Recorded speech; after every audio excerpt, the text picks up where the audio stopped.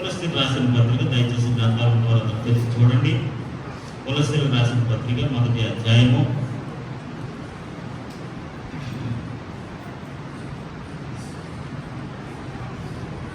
1-2 వచనాలు మనం చదువుతున్నాం.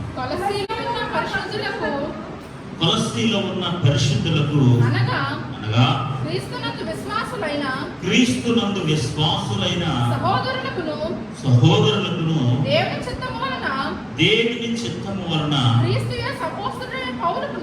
క్రీస్తు యేసు అపోస్తలుడైన పౌలును సహోదరుడైన తిమోతియును శుభమని చెప్పి రాయినది మన తండ్రి అయిన దేవుని నుండి కృపయు సమాధానమును మీకు కలుగును గాక. ఆమేన్. హల్లెలూయా, హల్లెలూయా. కొలస్సీ పట్టణము, జాగ్రత్తగా నా వైపు చూస్తూ వినండి. కొలస్సీ పట్టణము చిన్న ఆసియా దేశంలో ఉన్న ఒక చిన్న పట్టణం అన్నమాట. యాక్చువల్గా ఇది ఎఫెసీ పట్టణానికి ఒక 160 కిలోమీటర్ల దూరంలో ఉంటుంది. అంటే సుమారుగా ఎఫెసీ పట్టణం కొలస్సీ పట్టణం దగ్గరగా ఒక 160-150 కిలోమీటర్లు, అంటే 100 పైబడి ఉంటాయన్నమాట. కానీ కొలస్సీ పట్టణానికి దగ్గరగా లవోదియేక పట్టణం, అది చిన్న పట్టణం, ఇంకొక పట్టణం, అలా 3 పట్టణాలు కలిసి ఉంటాయన్నమాట. కొలస్సీకి దగ్గరలో ఒక 10 కిలోమీటర్లు, 6 కిలోమీటర్ల దగ్గరలో 3 పట్టణాలు ఉంటాయి, చిన్న చిన్న పట్టణాలు అన్నమాట. కానీ వీటిలో ముఖ్యంగా ప్రాముఖ్యమైనది కొలస్సీ పట్టణమే అన్నమాట. ఎందుకంటే అక్కడ పచ్చటి మేత కలిగిన, లేకపోతే పచ్చటి పైరులు కలిగిన, లేకపోతే పచ్చదనం కలిగిన ప్రదేశాలు ఎక్కువ ఉండటం, ముఖ్యంగా గొర్రెలు బాగా పెంపకాలు ఎక్కువగా ఉండటం, అంత మాత్రమే కాదు ఉన్ని, అంటే ఈ ఉన్ని తయారు చేస్తారు కదండి, అవన్నీ తయారు చేయడంలో మంచి వ్యాపార సంబంధమైన లావాదేవీలు నడిపించే పట్టణం అనమాట అది. సో అది చాలా ప్రత్యేకత సాధించింది అనమాట. ఉదాహరణకి ఉన్ని సంబంధించిన విషయాలు, లేదా రంగులు సంబంధించిన విషయాలు, ఇంకా చాలా చాలా రకరకాల వ్యాపార సంబంధమైన విషయాలు అక్కడ బాగా జరిగాయి. సో కానీ దాని వల్ల ప్రాబ్లం ఏంటంటే అక్కడ అగ్ని పర్వతాలు ఎక్కువగా ఉండేవి అనమాట. సో అగ్ని పర్వతాలు అప్పుడప్పుడు పేలడం వల్ల, లేకపోతే ఇలాంటి భూకంపాలు రావడం వల్ల ఈ 3 పట్టణాలకు దగ్గరగా ఉండటం వల్ల చాలా నష్టాలు ఏర్పడ్డాయి. చాలా సార్లు పౌలు గారు అక్కడికి వెళ్ళకుండా, పౌలు గారు ఈ పత్రిక రాయకముందు, పౌలు ఇక్కడ సంఘాల పరిచయాలు అక్కడ ఏర్పడక ముందు ఆ ప్రాంతాలన్నీ కూడా భూకంపాలకి, అగ్ని పర్వతాలకి గురైపోయిన ప్రాంతాలు అన్నమాట. సో మిగతా 2 పట్టణాలు సంభావం కోలుకున్నాయి, కానీ ఈ కొలస్సీ పట్టణం మాత్రం సరిగ్గా కోలుకోలేకపోయింది. కొలస్సీ పట్టణానికి మాత్రం ఎక్కువ నష్టం వాటిల్లింది. సో కొలస్సీ పట్టణం ఆ పట్టణాల్లో వ్యాపార సంబంధమైన లావాదేవీలు ఉన్నప్పటికీ, ఆర్థికంగా బలంగా ఉన్నప్పటికీ కూడా ఈ భూకంపాలు, అగ్ని పర్వతాలు ఇవన్నీ సంభవించడం ద్వారా ఆ పట్టణాలు ఆర్థికంగా చాలా నష్టపోయి ఉన్నట్టుగా చరిత్రలో మనం చూస్తున్నాం అన్నమాట. ముఖ్యంగా ఈ పట్టణాల్లో ఎక్కువ అన్యులు ఉండేవారు. చాలా మంది అన్యులు మాత్రమే అక్కడ నివసించేవారు. చరిత్రకారులు ఏం చెప్తున్నారంటే సుమారు బబులోను దేశంలో నుంచి సుమారు 2000 మంది యూదులు ఆ ప్రాంతానికి వచ్చి అక్కడ స్థిరపడిపోయారు, అక్కడ ఉన్నారు. అలా కొంత మట్టుకి అక్కడ యోధా ప్రాంత ప్రజలు ఉన్నట్టుగా చరిత్ర చెప్తుంది. కానీ వాస్తవానికి అక్కడ ఉన్న వాళ్ళందరూ కూడా అన్యులే, దేవునికి దూరస్తులైన వారే, దేవుని ఉగ్రతకు గురైన వారే, ఏమాత్రం కూడా దైవికమైన చింత కానీ, దైవికమైన ఆలోచన కానీ, యేసు ప్రభు సువార్త కానీ ఈ విషయాలు ఏమి ఎరగని వారు, తెలియని వారు. ఎందుకంటే పౌలు ఎప్పుడు కూడా ఈ పట్టణాలకు వెళ్ళలేదు, పౌలు ఎప్పుడు కూడా ఈ పట్టణాలు సందర్శించలేదు, పౌలు గారు ఎప్పుడు కూడా ఆ ప్రాంతాలకు వెళ్ళి సువార్త ప్రకటించలేదు. ఎఫెసీ పట్టణానికి వెళ్ళి 3 సంవత్సరాలు ఉన్నాడు, కానీ ఆ ఎఫెసీ పట్టణం నుంచి 160 కిలోమీటర్లైన ఈ కొలస్సీ పట్టణానికి ఎప్పుడు వెళ్ళలేదు. కానీ అక్కడ ఏం జరిగిందంటే కొంతమంది వ్యాపారవేత్తలు, కొంతమంది గొప్పవారైన వారు చాలా మంది ఎఫెసీ పట్టణానికి వ్యాపారం వచ్చి అక్కడ రావడం వల్ల, అక్కడ పౌలు గారిని కలవడం వల్ల, అలా పౌలు గారిని కలిసిన వాడిలో ఎపఫ్రా అనే ఒక మంచి పరిచారకుడు పౌలు గారికి పరిచయం అవ్వడం జరిగింది అనమాట. ఈ ఎపఫ్రా పౌలు గారి దగ్గర ఉండి రక్షణ అనుభవాన్ని నేర్చుకుని, సువార్త గురించి విని, దేవుని యొక్క సత్యాలు నేర్చుకుని, పౌలు గారి పరిచయం ఎంతో సహకారిగా ఉండి 3 సంవత్సరాలు, లేకపోతే ఆ పౌలు గారు ఎంతకాలం అయితే అక్కడ ఎఫెసీలో ఉన్నారో చాలా మట్టుకు ఈ ఎపఫ్రా పౌలు గారితో ఉంటూ యేసుక్రీస్తుని అంగీకరించి సత్యములు ఎరిగి అన్ని తెలుసుకున్న వాడే, పౌలు చేత ప్రోత్సహించబడిన వాడే కొలస్సీ పట్టణానికి పంపబడ్డాడు. దేవునికి స్తోత్రం కలుగును గాక. ఎందుకంటే ఎపఫ్రా కొలస్సీ పట్టణానికి సంబంధించిన సంబంధించిన వాడు కానీ ఎఫెసీ పట్టణానికి సంబంధించిన వాడు కాదు. ఈ ఎపఫ్రా ఏదో ఒక పని మీద ఎఫెసీ పట్టణానికి వెళ్ళాడు. అక్కడ పౌలు గారిని కలిశాడు. అక్కడ దేవుని గురించి తెలుసుకున్నాడు. యేసు ప్రభువుని అంగీకరించాడు. వాక్యాన్ని అర్థం చేసుకున్నాడు. సంపూర్ణంగా అంగీకరించి బాప్తిసం పొందుకున్నాడు. అప్పుడు పౌలు గారు అతను ప్రోత్సహించారు. పౌలు గారి యొక్క పరిచయంలో ప్రాముఖ్యంగా మనం నేర్చుకోవాల్సిన విషయం ఏంటంటే, పౌలు గారు అందరినీ ప్రోత్సహించేవారు. మీరు వెళ్ళండి, సువార్త ప్రకటించండి, సంఘాన్ని నిర్మించండి, మీ ప్రాంతాల్లో మీ పట్టణాల్లో దేవుని యొక్క సువార్త ప్రకటించండి. ఎందుకంటే పౌలు అన్ని పట్టణాలకు వెళ్ళలేడు. యాక్చువల్గా పౌలు గారు 3 ప్రయాణాలు చేశారు, కానీ ఎప్పుడు కూడా ఈ పట్టణానికి వచ్చిన దాఖలు లేవు. అందుకని చూడండి, 2వ అధ్యాయం 1వ వచనంలో అన్నాడు, లవోదికే వారి కొరకును శరీర రీతిగా నా ముఖము చూడని వారందరి కొరకును. అంటే శరీరంగా నా ముఖం ఎప్పుడు మీరు చూడలేదు. I never come to you. నేను ఎప్పుడు మీ దగ్గరికి రాలేదు, మిమ్మల్ని ఎప్పుడు విజిట్ చేయలేదు. కానీ ఈ పత్రిక ఎలా రాయవలసి వచ్చిందంటే, ఎపఫ్రా అక్కడ సేవ పరిచయం ప్రారంభించిన తర్వాత ఆ 3 పట్టణాల్లో కూడా సంఘాలు పెట్టాడండి. ఎపఫ్రా పౌలు గారి దగ్గర పరిచయం నేర్చుకుని సంఘాన్ని నిర్మించడంలో ప్రోత్సహించబడి అక్కడ ఉన్న 3 పట్టణాల్లో కూడా ఈ ఎపఫ్రా పట్టణాలు నిర్మించాడు, సంఘాలు నిర్మించాడు 3 పట్టణాల్లో కూడా. కానీ ఏం జరిగిందంటే, కొంత సమయం జరిగిన తర్వాత, కొంత పరిచయం ముందుకెళ్ళిన తర్వాత కొంతమంది అబద్ధ బోధకులు ఆ పట్టణాల్లో ప్రవేశించి దేవుని యొక్క సర్వ సంపూర్ణతను తప్పుతో పట్టించి, శరీరం చెడ్డది, ఆత్మ మంచిదే అని, శరీరం గురించి దేవుని క్రీస్తు శరీరంలో ఉన్నాడు కాబట్టి ఆ శరీరం చెడ్డది కాబట్టి క్రీస్తు కూడా చెడ్డవాడే అని నిరూపించి చాలా మంది అబద్ధ బోధకులు వచ్చి కొలసి పట్టణాన్ని, లవోదీక పట్టణాన్ని, అక్కడ ఉన్న ఇంకో పట్టణంలో ఉన్న సంఘాన్ని పాడు చేశారు. అప్పుడు ఎపఫ్రా మళ్ళీ పౌలు గారి దగ్గరికి వెళ్ళి, అయ్యా మా పట్టణాలు ఇలా వచ్చింది, ఇలా అబద్ధ బోధకులు వచ్చారు, శరీరం చెడ్డదంటున్నారు, ఈ గ్రీకు దేశస్తులు, యూదా మతస్థులు వీళ్ళందరూ కూడా సత్యాన్ని, మన యొక్క బోధను, మన యొక్క సత్యాన్ని, మన సువార్తని పాడు చేస్తున్నారు, మీరు ఎలాగైనా దీనికోసం ఏదైనా చేయాలని అంటే, అప్పుడు ఒకరు రాశాడు అదే కొలసీ పత్రిక. ఆమేన్, హల్లెలూయా. ఇప్పుడు కొలసీ పత్రిక ఎందుకు రాయవలసి వచ్చిందంటే, సంఘం బాగానే జరుగుతుంది, పరిచయం బాగానే జరుగుతుంది, అన్ని కార్యక్రమాలు బాగానే జరుగుతున్నాయి. కానీ ఒక అబద్ధ ప్రచారం ఆ పట్టణంలో ప్రవేశించడం ద్వారా, లేదా సంఘాల మీద రావడం ద్వారా ఎపఫ్రాకి ఏం చేయాలో అర్థం కాక మళ్ళీ పౌలు గారి దగ్గరికి వెళ్ళి, అయ్యా ఇలాంటి సందర్భం వచ్చింది, ఇలాంటి పరిస్థితులు వచ్చాయి, దీనికి సంబంధించిన వివరణ మీరు ఇవ్వాలి, ఒక పత్రిక మీరు రాయాలి. అలా రాస్తే ఆ పత్రిక ద్వారా కొన్నిసార్లు అండి అబద్ధ సత్య బోధకులు కూడా రావడం మంచిదే. అలాంటి కూడా మనం దేవుని వందనం చెప్పాలి. ఒక ఆయన అలాగే రాశాడు, కొలస్సీ సంఘంలో అబద్ధ ప్రచారం జరగడం మంచిదే, దేవునికి స్తోత్రం. ఎందుకంటే పౌలు గారు మంచి ఉత్తరం రాశాడు. హల్లెలూయా. పౌలు గారి యొక్క రాసిన సత్య విషయాలన్నీ కూడా ఆ రోజుని ఉద్దేశించి, ఆ పట్టణాన్ని ఉద్దేశించి, ఆ సంఘాన్ని ఉద్దేశించి రాసినవే. కానీ ఈ రోజుకి ఆ సత్యాలన్నీ మనం తెలుసుకుంటున్నాం. హల్లెలూయా. ఇది ప్రపంచ వ్యాప్తంగా దేవుని యొక్క సత్యాన్ని వివరించడానికి ఉపయోగపడుతుంది. మేబీ ఒక ఉద్దేశంతో మాత్రమే పౌలు గారు రాశారు. కేవలం కొలస్సీ పట్టణంలో ఉన్న ఆ అసత్య బోధను లేకపోతే మార్చడానికి, లేకపోతే వారిని సరిచేయడానికి మొత్తం రాసేయడంతో కానీ ఈ రోజు ప్రపంచ వ్యాప్తంగా ఆయన రాసిన సర్వ సంపూర్ణతతో కూడిన క్రీస్తు తత్వాన్ని ఈ రోజు ప్రపంచం అంతా తెలుసుకోవడానికి ప్రభు సహాయం చేశాడు. హల్లెలూయా, హల్లెలూయా.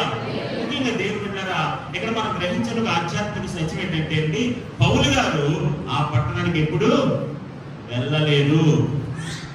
ఈ నెవర్ విజిటెడ్ కొలసీ. ఆ పట్టణానికి ఎప్పుడు వెళ్ళలేదు. కానీ ఎపఫ్రాను ప్రోత్సహించి, ఎపఫ్రాను బలపరిచి, దేవుని విషయాలు నేర్పించి, అతను ఎంతగానో బలపరిచి, ఎపఫ్రా నువ్వు మంచి పరిచారకుడివి, నాకు ప్రియమైన వాడివి, నువ్వేమీ తక్కువగా అనుకోకు, నువ్వు వెళ్ళి ఆ పట్టణాల్లో సువార్త ప్రకటించు, ప్రార్థన చేయి అని పౌలు గారిని ప్రోత్సహించడం వల్ల వెళ్ళి ఆ పట్టణాల్లో అద్భుతమైన పరిచయం చేసి సంఘాలు నిర్మించడం జరిగింది. దేవునికి స్తోత్రం కలుగునుగాక. హల్లెలూయా, హల్లెలూయా. అలాంటి పరిస్థితుల్లో అబద్ధ బోధకులు రావడం ద్వారా ఈ పత్రిక రాయవలసి వచ్చింది పౌలు గారు. దేవునికి స్తోత్రం కలుగునుగాక. నిజంగా యాక్చువల్గా మనం మాట్లాడుకుంటే అక్కడ ఉన్న సంఘస్థులైన వారు, కొలస్సీ పట్టణంలో ఉన్న సంఘం అయిన వారు అందరూ కూడా చాలా మంచి వాళ్ళు, నమ్మకస్తులైన వారు, ప్రియమైన వారు, పరిశుద్ధులైన వారు, మంచి ఆధ్యాత్మిక లక్షణాలు కలిగిన వారు. నిశ్చయంగా ఏ విషయంలోనూ ఒకవేళ పాత దినాల్లో దూరస్తులైన వారే, దేవుని ఉగ్రతకు గురైన వారే, ముఖ్యంగా అన్యులైన వారే చాలా మంది. అయినప్పటికీ కూడా ఎప్పుడైతే వారు దేవుని ఎరిగారో, ఎప్పుడైతే దేవుని తెలుసుకున్నారో, ఎప్పుడైతే ఎఫ్ఎఫ్రా యొక్క సువార్తలో వారు నడిపించబడ్డారో ఖచ్చితంగా వారు ఎదిగారు, ఖచ్చితంగా వారు బలపడ్డారు.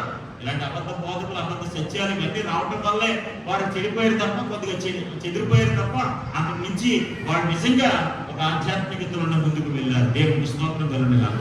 ఇక్కడ ప్రాముఖ్యంగా ఈ రోజు మనం నేర్చుకోవాల్సిన ఒక ఆధ్యాత్మిక పాఠాన్ని నేను త్వరగా చెప్పి నేను ముగించడానికి ప్రయత్నం చేస్తాను. ఎందుకంటే 40 రోజులు కూడా మనం ఇదే పుస్తకాన్ని ధ్యానిస్తాం కాబట్టి చాలా విషయాలు ఉన్నాయి.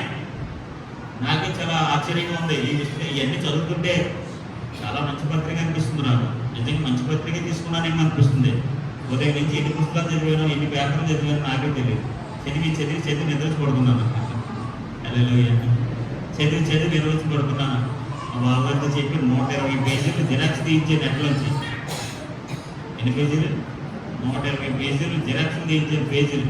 మళ్ళీ అది సరిపోయి మళ్ళీ పొద్దుటే షార్ట్ బుక్స్కి 2 పుస్తకాలు కొనుక్కొచ్చాను. అవన్నీ చదివాను. చదివి ఇంకా తట్టుగా నిద్రచి పడుకున్నాను. హల్లెలూయా. మంచిది పిల్లలు, ఇవన్నీ మనం నేర్చుకోవడం మంచిదే.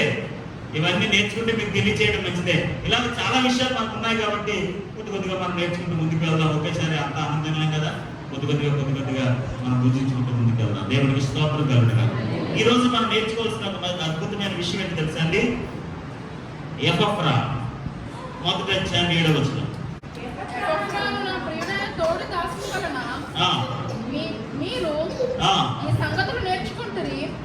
అతడు మా విషయంలో నమ్మకమైన క్రీస్తు పరిచారకుడు. ఎఫ్ఎఫ్రా అను మా ప్రియమైన తోడి దాసుని వలన మీరు ఈ సంగతులను నేర్చుకుంటారు. అతడు మా విషయములో నమ్మకమైన క్రీస్తు పరిచారకుడు. ఆమేన్. అతడు ఆత్మయందలి మీ ప్రేమను మాకు తెలిపినవాడు. దేవునికి స్తోత్రం కలుగునుగాక. హల్లెలూయా. ఎఫ్ఎఫ్రా గురించి మనం నేర్చుకుని ఏదైనా వాక్య భాగాన్ని మనం ముగించుకుందాం. ఎఫ్ఎఫ్రా క్రీస్తు దాసుడు. ఆమేన్. హల్లెలూయా. ఏమనుందండి? ఎఫ్ఎఫ్రా అని మా ప్రియమైన తోడి దాసుని వలన. ఆమేన్. హల్లెలూయా. దాసుడు అనగా దేవుని సేవలో సహాయకుడిగా ఉండేవాడు, దేవుని పరిచర్య చేసేవాడు. ఇతడు పౌలు లాంటి ఉన్నతమైన నాయకత్వ లక్షణాలు కలిగి ఉండకపోవచ్చు. పౌలు గారి ఆధ్యాత్మిక అనుభవం లేకపోయి ఉండొచ్చు. పౌలు గారి లాంటి పరిచర్య భారం అంతా ఉండలేకపోవచ్చు. కానీ దేవుని చేత రక్షించబడి, సువార్త చేత రక్షించబడి, ప్రభువుని అంగీకరించి ప్రభు దాసుడిగా మార్చబడ్డాడు. ఆమేన్. హల్లెలూయా. ప్రభు దాసుడిగా మార్చబడ్డాడు. మేబీ పూర్వ దినాల్లో అతడు లోకానికి దాసుడై ఉన్నాడేమో, పూర్వ దినాల్లో లోక సంబంధమైన విషయాలకు దాసుడిగా ఉన్నాడేమో. దాసుడు అనగా ఏ విషయాలకైతే పనిచేస్తామో, ఏ లోకానికైతే మనం పనిచేస్తామో, ఏ యొక్క లేకపోతే అలవాటుకైతే మనం పనిచేస్తామో. చూడండి, ఒక పనికి మీద అలవాటు పడిపోయినట్టు కానీ దానికి దాసుడు అయిపోయాడు మనోడు అంటారు. అలాగా ఇప్పుడు ఈ ఎఫ్ఎఫ్రా ఏమైపోయాడంటే క్రీస్తు దాసుడు అయిపోయాడు. దేవునికి స్తోత్రం కలుగునుగాక. హల్లెలూయా. ఎవరైతే క్రీస్తు దాసులుగా ఉంటారో వారికి దేవుడు అధికారం అనుగ్రహిస్తాడు. ఎందుకంటే క్రీస్తు దాసులుగా ఉండటం అనేది ఒక అధికారం లాంటిది అనమాట. సో ఆ అధికారంతోటే సంఘాలు స్థాపించగలిగాడు, ఆ అధికారంతోటే సువార్త ప్రకటించగలిగాడు. ఎందుకంటే పౌలు అద్భుతమైన సాక్ష్యం చెప్తున్నాడు అతని కోసం. నా తోటి దాసుడు, నా తోటి పనివాడు, నా కూడా ఉండేవాడు, నాకు సహాయకుడిగా ఉండేవాడు. అతడు కూడా ఎవరో కాదు, నా దాసుడే. దేవుడికి స్తోత్రం కలుగునుగాక. మీరు ఈ పత్రికలు అన్నింటిలో మీరు చూస్తే దాసుడు దాసుడు దాసుడు అని కనబడతాడు. సర్వెంట్ అనమాట, సేవ చేసేవాడు, పరిచయం చేసేవాడు. నిజంగా ఒక దాసుడిగా ఉండటం, ఒక సేవకుడిగా ఉండటం, ఒక పరిచారకుడిగా ఉండటం, సేవలో ఒక పని సహాయకుడిగా ఉండటం అనేది గొప్ప అనుభవం అండి. అది గొప్ప బాధ్యత అండి. అదొక అధికారంతో కూడిన గొప్ప పని అండి. ఒకవేళ పౌలు గారు ఎంత ప్రోత్సహించినా, పౌలు గారు ఎంత బలపరిచినా, ఎఫ్ఎఫ్రా నువ్వు వెళ్ళి నువ్వు సంఘాలు అతను అక్కడికి వెళ్ళి సరిగ్గా చేయలేదు అనుకోండి, ఎవరు చూస్తారు?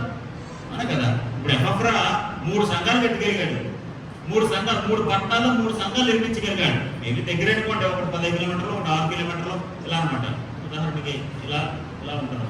ఇక్కడ కొలసి పట్టణం ఉందనుకోండి, ఇలా వస్తే లవదీయ పట్టణం, ఇలా వస్తే ఇంకో పట్టణం. సో ఇలాగనమాట. జస్ట్ ఇక్కడి నుంచి ఇక్కడ 10 కిలోమీటర్లు, ఇక్కడి నుంచి ఇక్కడ 6 కిలోమీటర్లు, అదే దూరం కాదు, 10 to 6 కిలోమీటర్స్ అనమాట. ఈ 3 పట్టణాల్లో 3 సంఘాలు స్థాపించి ఎక్కడ కూడా దేవుని పనిని నిర్లక్ష్యం చేయకుండా దేవుని దాసుడిగా పరిగణించబడ్డాడు. దేవునికి స్తోత్రం కలుగునుగా.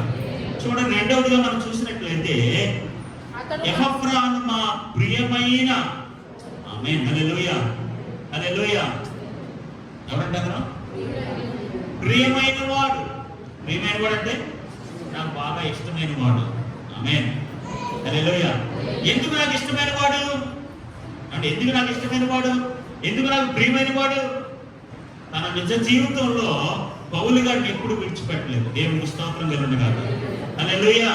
పౌలు గారిని ఎప్పుడు విడిచిపెట్టలేదు. అన్ని విషయాల్లో పౌలు గారికి ప్రీతికరముగా జీవించిన వాడు, ప్రియమైన వాడిగా జీవించిన వాడు. ఇప్పుడు మనకి ఎవరు ప్రియమైనగా ఉంటారండి? మనం ఎవరిని ఇష్టపడతాం అండి? మాట వినేవాళ్ళని, మనకు అనుకూలంగా ఉండేవాళ్ళని, మనం చెప్పిన పని చెప్పినట్టుగా చేసేవాళ్ళని, దైవికమైన విషయాల్లో శ్రద్ధ కలిగిన వారిని, పరిచయంలో ఆసక్తి కలిగి ఉన్నవాడిని, దేవుని విషయాలు నమ్మకంగా చేస్తున్న వాడిని, ఇలాంటి వాళ్ళని ప్రియమైన వారిగా ఇచ్చుతాం మనం. ఇప్పుడు ఎపఫ్రా ఎలాంటి వాడంటే ఎవరిస్తున్నారు సాక్షి? ఇది అపోస్తలుడైన పౌలు. ఆమేన్, హల్లెలూయా.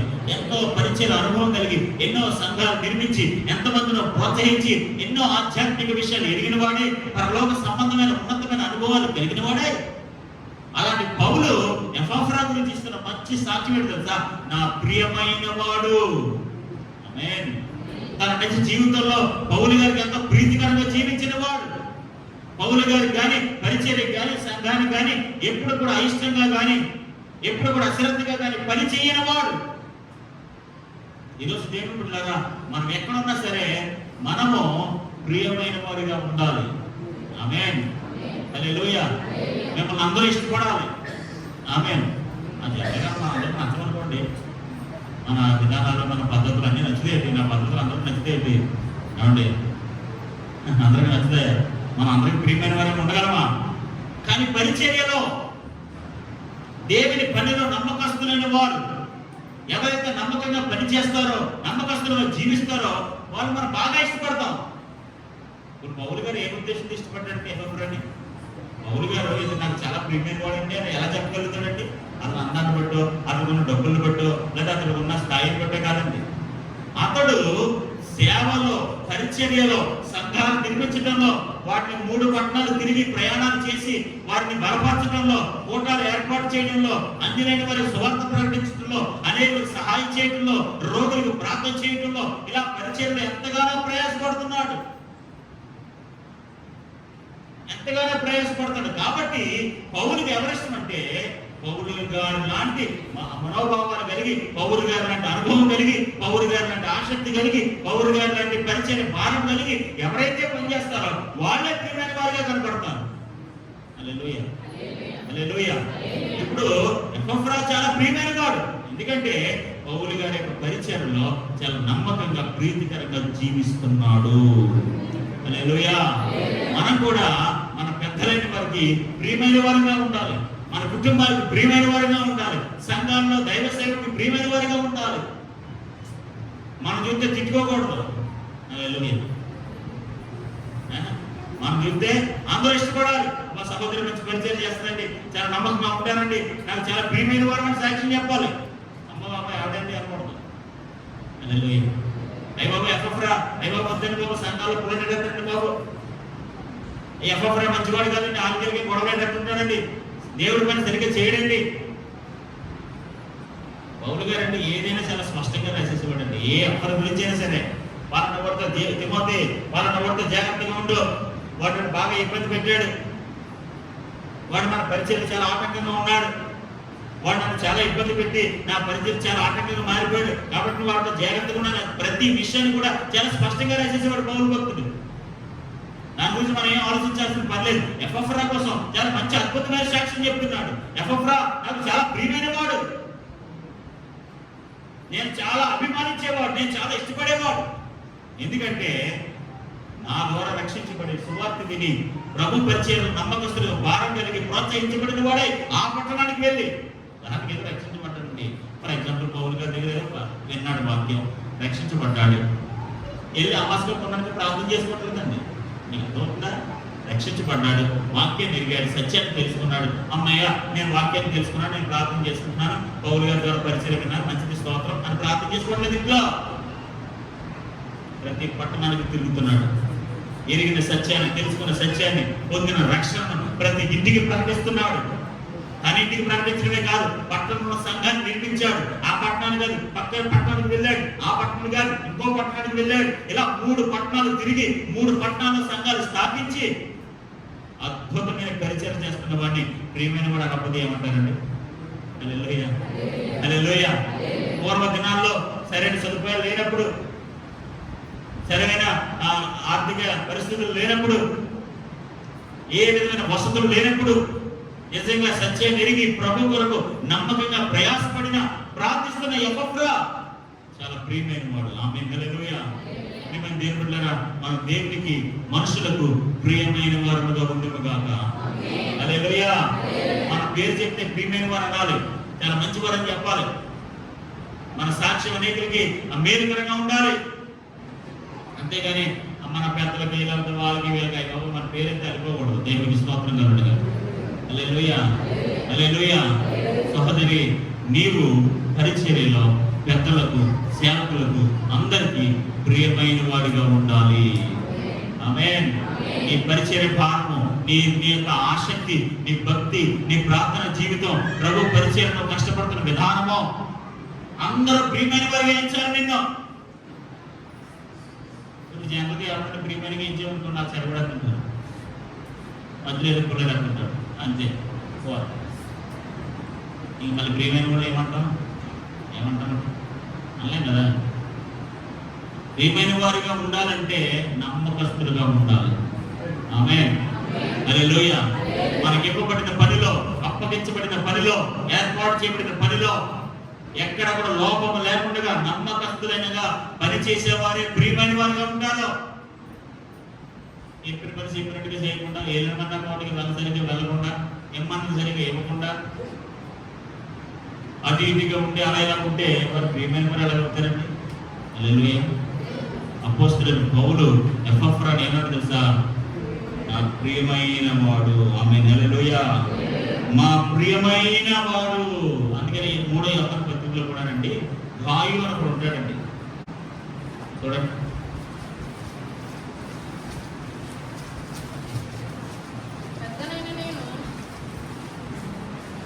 మూడో యోహాను పత్రిక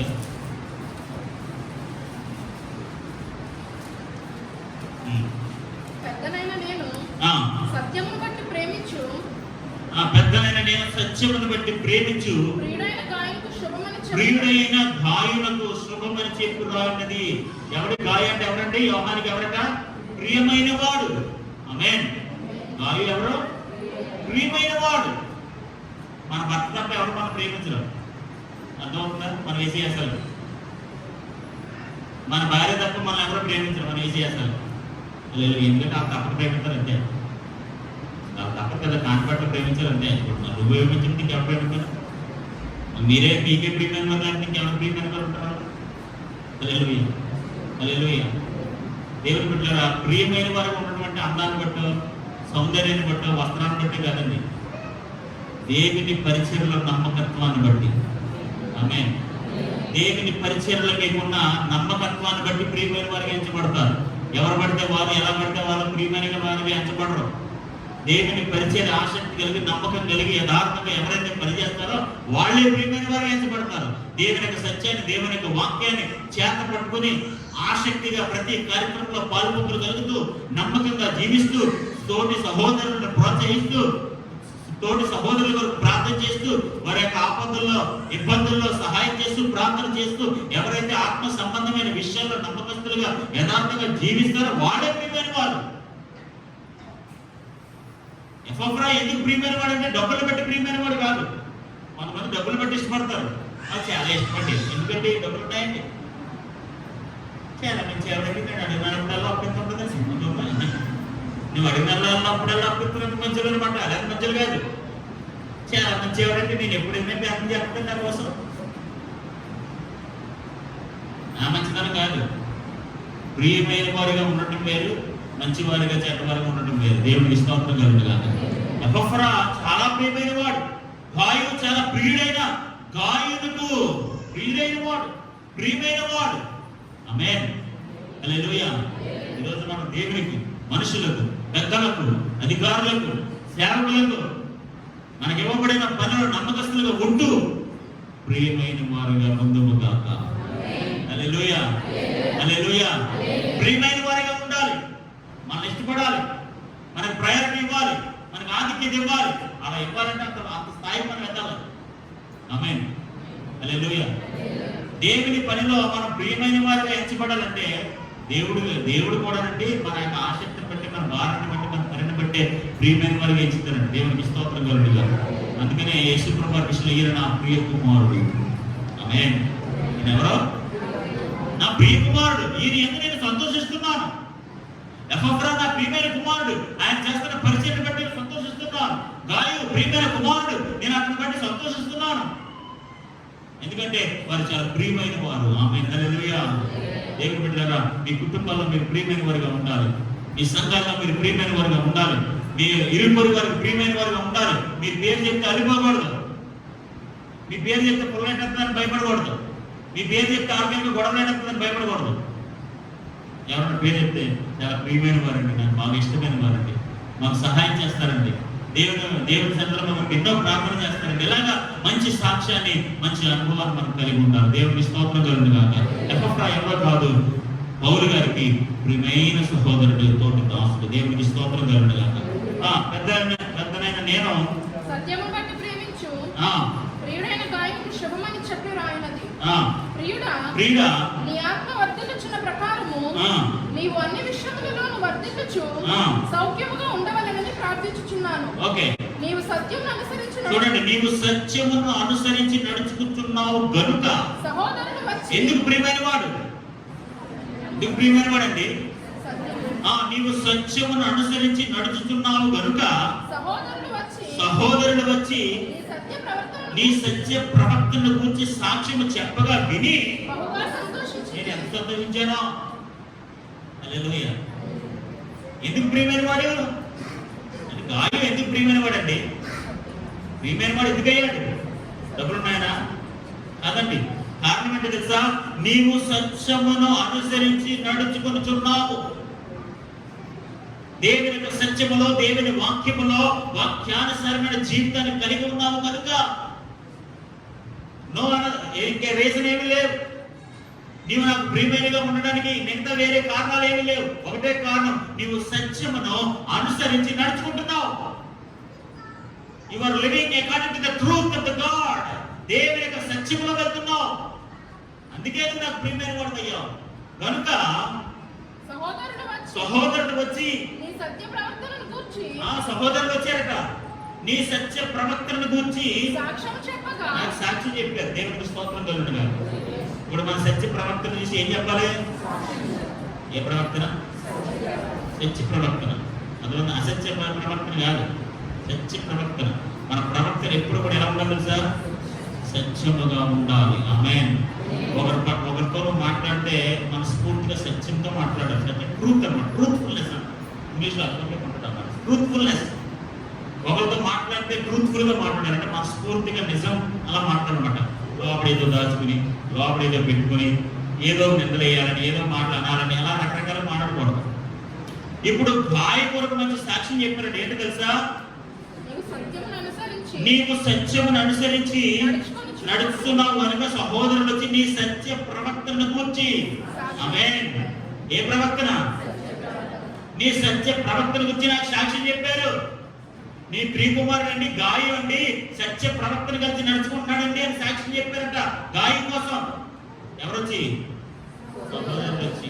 ఆమేన్, హల్లెలూయా. సహోదరులు మీ కొరకు సత్య ప్రవర్తన, మీ సత్య ప్రవర్తన బట్టి మీ సహోదరులు మంచి సాక్ష్యం పలుకుదురు గాక. హల్లెలూయా.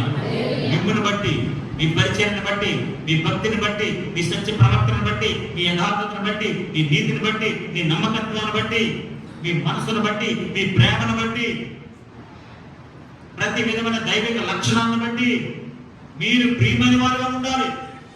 ప్రియమైన వారుగా ఉంటేనే గొప్ప కార్యాలు ప్రభు కొరకు మనం చేయగలం, నమ్మకంగా జీవించగలం. ఏ విధమైన వంకలు డొంకలు పెట్టకుండా, నిందలు వేయకుండా. మనం ఎలాగండి, ఎవరి మీద నిందలు వేస్తాం.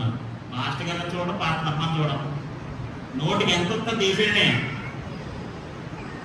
అతను దైవికమని ఎంత ఉన్నవాడో లేకపోతే భక్తుడు అయ్యేమి పట్టించుకోరు. ఉన్నాడు నోటికి ఎంత వస్తుంది వాగేయడమే. నీ సత్య ప్రవర్తన దేవుడు చూస్తున్నాడు. దేవుడు బిడ్డ బాగా గుర్తుపెట్టుకో, నీ నోటు పాటను దేవుడు చూస్తున్నాడు. నువ్వు ఇష్టం వచ్చినట్టు వాగేసినా, ఇష్టం వచ్చినట్టు ప్రవర్తించినా దేవుడు ఊరుకోడు. నువ్వు దేవునికి ప్రియమైన వాడిగా, ప్రియమైన దేవుని బిడ్డగా ఉండలేవు. నీ సత్య ప్రవర్తన బట్టి ఎప్పుడు 10 రూపాయలు సాక్ష్యం చెప్పండి నీకోసం. అయ్యి బాబా 6 గంటలు గొడవ పెట్టేస్తాను బాబు అని వెళ్ళిపోతాను. నేను చూసి పారిపోతాను, పట్టమంచరైపోతాను. అలాంటి దిక్కుమని బట్టి మనం చేయకూడదు. దేవుడికి స్తోత్రం కలుగునుగా. మనము మన కుటుంబానికి, మన సంఘానికి, మన పరిచయానికి, మన తోటి వారికి, ప్రతి ఒక్కరికి సత్య ప్రవర్తన కలిగి మంచి సాక్ష్యాన్ని సంపాదించుకుందాము కాక. హల్లెలూయా.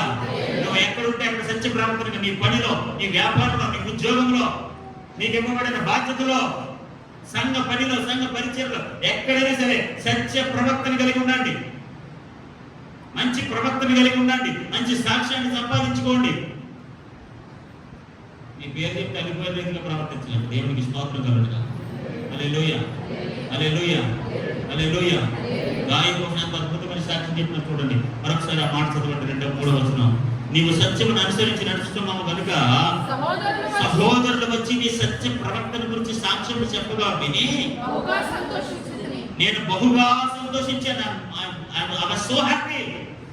నేను ఎంత సంతోషించాను. డబ్బులు ఇచ్చే సంతోషం, డబ్బులు ఇస్తే సంతోషం కొంతమంది, చీరలు ఇస్తే, వస్తువులు ఇస్తే సంతోషం వస్తుంది కొంతమందికి. ఇలాంటి సాక్ష్యం వింటే వస్తుంది సంతోషం. దేవునికి స్తోత్రం కలుగునుగా. హల్లెలూయా, హల్లెలూయా, హల్లెలూయా, హల్లెలూయా. దేవుని బిడ్డలారా, మన కోసం, మన సత్య ప్రవర్తనను బట్టి మన బిడ్డలందరూ కూడా, మన వాళ్ళందరూ కూడా మన ప్రియమైన వారిని ఎంచి మన వరకు మంచి సాక్ష్యమును ప్రకటించుదురు గాక. నేను సంతోషించాను. నా చూడ 4వ వచనం. నా పిల్లలు సత్యమును అనుసరించి నడుచుకొనుచున్నారని వినుట కంటే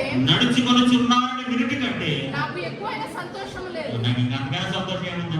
ఆమేన్, హల్లెలూయా. నేను ప్రియమైన వారికి ఇచ్చిన గాయు సత్యమును అనుసరించి నడుచుకుంటున్నాడు. అంతకంటే సంతోషమైన విషయం ఏముంది? నా బిడ్డలు ప్రభువుని అంగీకరించారు, రక్షణలో ఉన్నారు, వారు దేవుని మందిరంలో సాగిపోతున్నారు. అంతకంటే సంతోషమైన వార్త ఏముంది? పరిచయంలో వాడబడుతున్న నమ్మకస్తులుగా జీవిస్తున్నారు. అంతకంటే మంచి సంతోషమైన వార్త ఏముంది? నాకు డబ్బులు తెచ్చింది చాలు. సాయంత్రం కల్లా ఎలా తెచ్చావు? 500. అది చాలా. ఇంకా అది చర్చి లేకపోయినా పర్లేదు, భక్తి లేకపోయినా పర్లేదు, ప్రార్థన లేకపోయినా పర్లేదు, వాక్యం లేకపోయినా పర్లేదు, ఏం లేకపోయినా పర్లేదు. దానికి సాయంత్రం కల్లా డబ్బులు తెచ్చింది చాలు అంతే. నా పిల్లలైన వారు సత్యమును ఎరిగి దేవునిలో సాగిపోతున్నారు వీరి కంటే అంతకన్నా సంతోషమైన శుభార్త ఉంది. ప్రియమైన దేవుని బిడ్డలారా, మీ బిడ్డలైన వారు దేవునిలో సాగిపోతున్నారు, నమ్మకస్తులుగా జీవిస్తున్నారు, పరిచయంలో ఉన్నారు. అలాంటి సాక్ష్యం వినటి కంటే ఇంక సంతోషమైన విషయం ఏముందండి? హల్లెలూయా. మీ బిడ్డలు పాటలు పాడుతున్నారు, వాక్యాలు చదువుతున్నారు, పరిచయంలో సహాయకులుగా ఉన్నారు. అంతకన్నా నమ్మకమైన విషయం ఏముంది? డబ్బుల ద్వారా వచ్చే సంతోషం కంటే, లేదా ఇంకా వస్తువులు తెచ్చే వాటిలో వచ్చే సంతోషం కంటే, నా బిడ్డల సత్యాన్ని అనుసరించి వారు నడుచుకుంటున్నారు, దేవుళ్ళు సాగిపోతున్నారు, దేవుని పరిచయంలో ఉన్నారు, నమ్మకస్తులుగా ఉన్నారు, మందిరానికి వస్తున్నారు, బాప్తిసాలు పొందుకున్నారు, ఆరాధనలో పాల్గొంటున్నారు, ప్రతి ఆత్మీయ సంబంధమైన కార్యక్రమాల్లో పాల్గొంటున్నారు ఉన్నారు. అంతకంటే సంతోషమైన విషయం ఏముందండి? నాకు అంతకంటే సంతోషమైన విషయం ఏముంది? డబ్బులు తెచ్చే సంతోషం కన్నా. చిన్నప్పుడు మా నాన్నగారు, చిన్నడు నువ్వేం చదవద్దురా, ఈ సేవ చేస్తే చాలు, ఈ సేవ నాకు అదే సంతోషం, నాకు అదే సంతోషం. నువ్వు డబ్బులు తేవలసిన లేదు, ఉద్యోగం చేయవలసిన లేదు, ఏం చేయొద్దు, సేవ చేయి, సేవ చేయి, సేవ చేయి, నాకు అదే సంతోషం. అంతకంటే సంతోషమైన విషయం ఏమి లేదు. దేవుని బిడ్డలారా, మీ బిడ్డలు దేవునిలో ఉండటం కంటే అంతకన్నా సంతోషించాల్సిన విషయం ఏమీ లేదు. దేవునికి స్తోత్రం కలుగునుగా.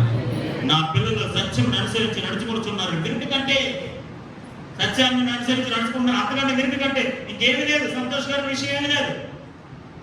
బాబు మా వాడు బాగా చాలా గొప్ప చదివేయడండి, చాలా కట్టం తెచ్చేయడండి, గొప్ప సంబంధం అండి, శక్త సంబంధం అండి. ఇలాంటి గొప్పవారు కంటే నా కుమారుడు సత్యమును అనుసరించి దేవుని నమ్ముకుని రక్షణ పొందుకొని బాప్తిసం పొందుకొని దేవునిలో నమ్మకస్తుడిగా సత్యమును అనుసరించి సాగిపోతున్నాడు. అంతకన్నా సంతోషమైన విషయం ఏం లేదు. That is the most happiest news in my life. అదే నా జీవితంలో సంతోషకరమైన సమాచారము, సాక్ష్యము. దేవునికి స్తోత్రం కలుగునుగా. వారే ప్రియమైన వారుగా ఉంటారు. దేవునికి స్తోత్రం. ఎపఫ్రా చాలా ప్రియమైన వాడు, ఎందుకంటే సత్యమును అనుసరించి దేవుని పరిచయం చేస్తూ నమ్మకస్తుడిగా సాగిపోతూ 3 సంఘాలు స్థాపించి ఎంతో ప్రయాసపడుతున్నాడండి. చూడండి, చివరికి ఒక మాట చదువుకుని మన ముందుకు వెళ్ళిపోతాం. 4వ అధ్యాయం కొలస్సీయులకు రాసిన పత్రిక.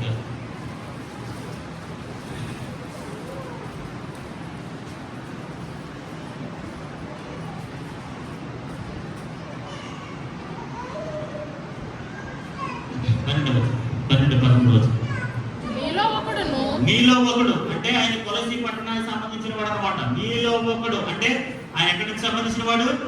కొలసీ పట్టణానికి సంబంధించిన వాడు అనమాట. అది అక్కడ మీరు బాగా గుర్తుపెట్టుకోవాలి. మీలో ఒకడు క్రీస్తు యేసు దాసుడైన ఎపఫ్రా మీకు వందనాలు చెప్పుచున్నాడు.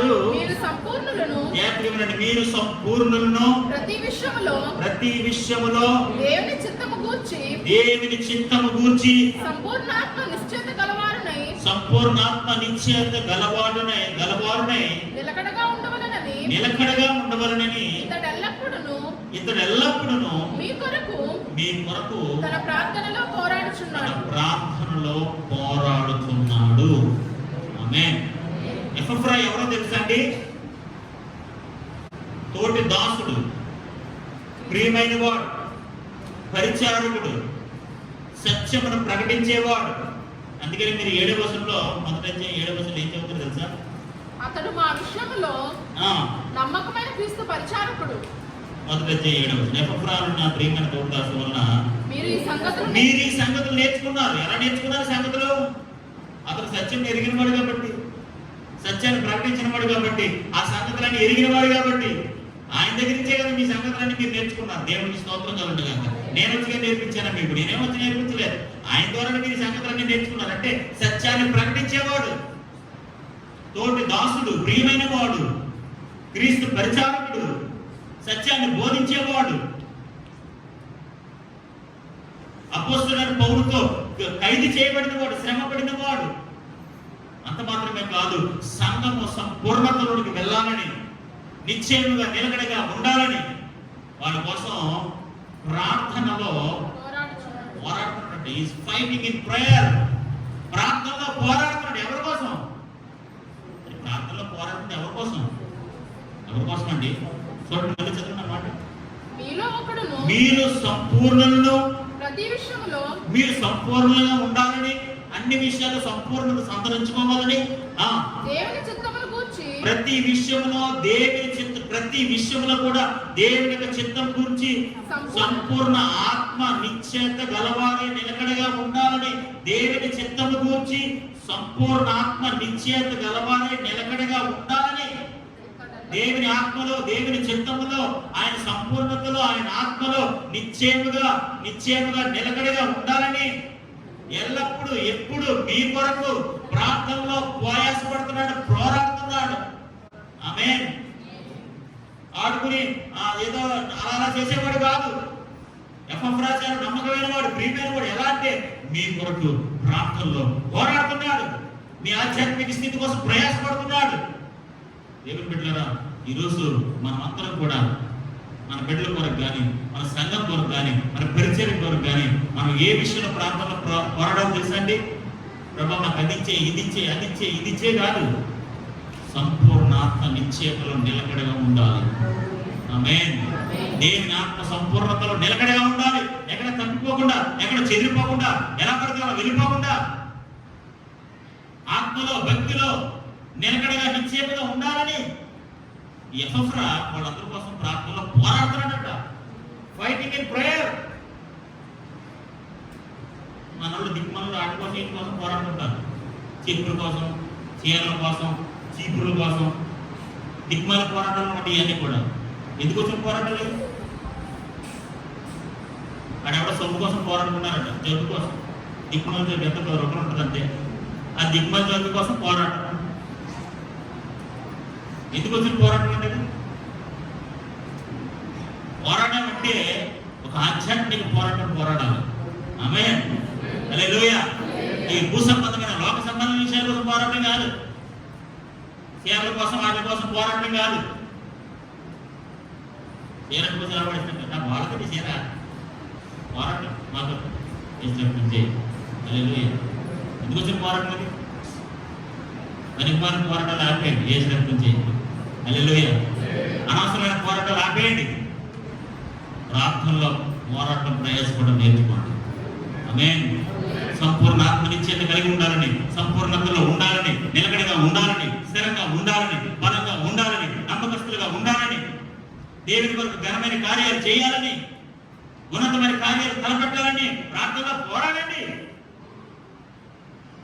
చిన్న చిన్న విషయాలకు పోరాడకండి. Don't ever fight with chilly things, cheap things. చిన్న చిన్న వాటి కోసం మనం పోరాడకూడదు. మనం ఎవరితో పోరాడాలంటే ప్రార్థనలో పోరాడాలి.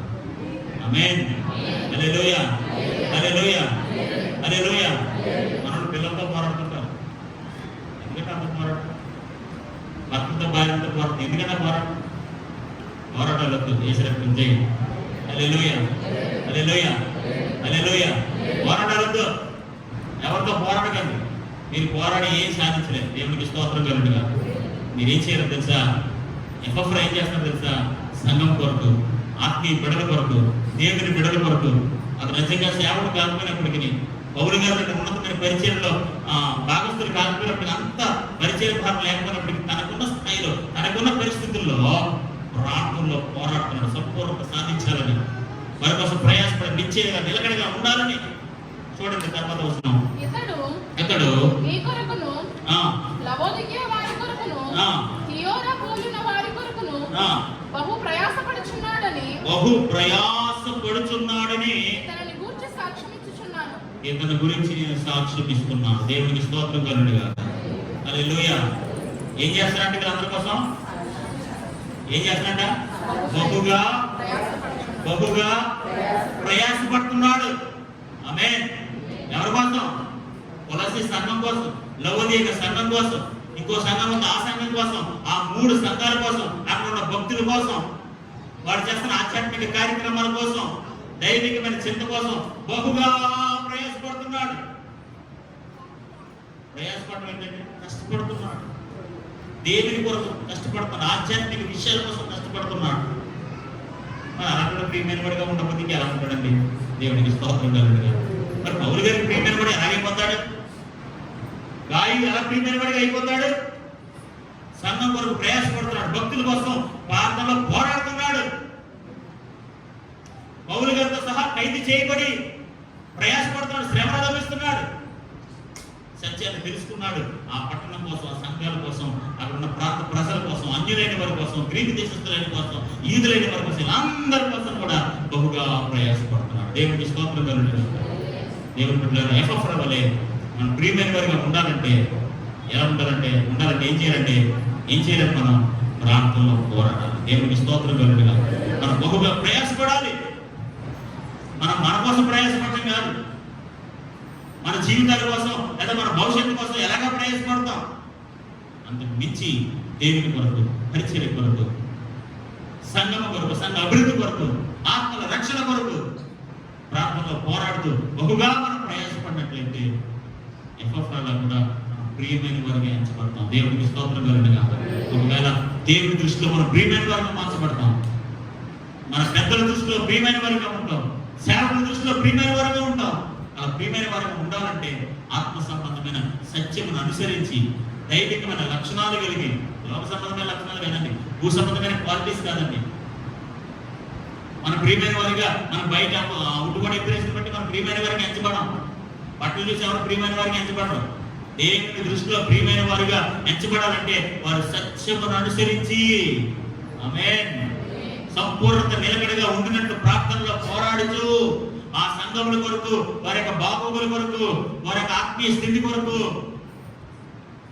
అప్పటికే అసత్య బోధల ప్రాంతాలకు వచ్చేసి క్రైస్తత్వాన్ని పాడు చేస్తుండగా అబద్ధ బోధకులు వచ్చి వీరి విశ్వాసాన్ని, వీరి రక్షణను, వీరి నీతిని, ఈ సత్యాన్ని అంతా పాడు చేస్తుండగా, ప్రభా ఇదిగో అబద్ధ బోధకులు వచ్చారు, అసత్యాన్ని తీసుకుని వచ్చారు, వీళ్ళందరూ వచ్చి నీ నీతిని, నీ రక్షణను, నీ సత్యాన్ని పాడు చేస్తున్నారు ప్రభా. వాళ్ళు నీ సంపూర్ణ ఆత్మలో నిలకడగా నిశ్చయంగా ఉండాలి ప్రభా. వాళ్ళు నిశ్చయంగా సాగిపోవాలి ప్రభా అని ఎపఫ్రా ఆరు కలిగిన వాడే ప్రయాసపడుతూ ప్రార్థనలో పోరాడుతున్నాడు. హల్లెలూయా, హల్లెలూయా. దేవుడు బిడ్డలారా, ఎపఫ్రా లాంటి ఉన్నతమైన ఆధ్యాత్మిక లక్షణాలు దేవుడు మన అందరికీ అనుగ్రహించిన గాక. హల్లెలూయా. బహుగా ప్రయాసపడదాం, ప్రార్థనలో పోరాడదాం. దేవుని దృష్టిలో, మనుషుల దృష్టిలో, సేవకుల దృష్టిలో, తోటి పెద్దల దృష్టిలో ప్రియమైన వారు ఎంచబడుతున్న గాక.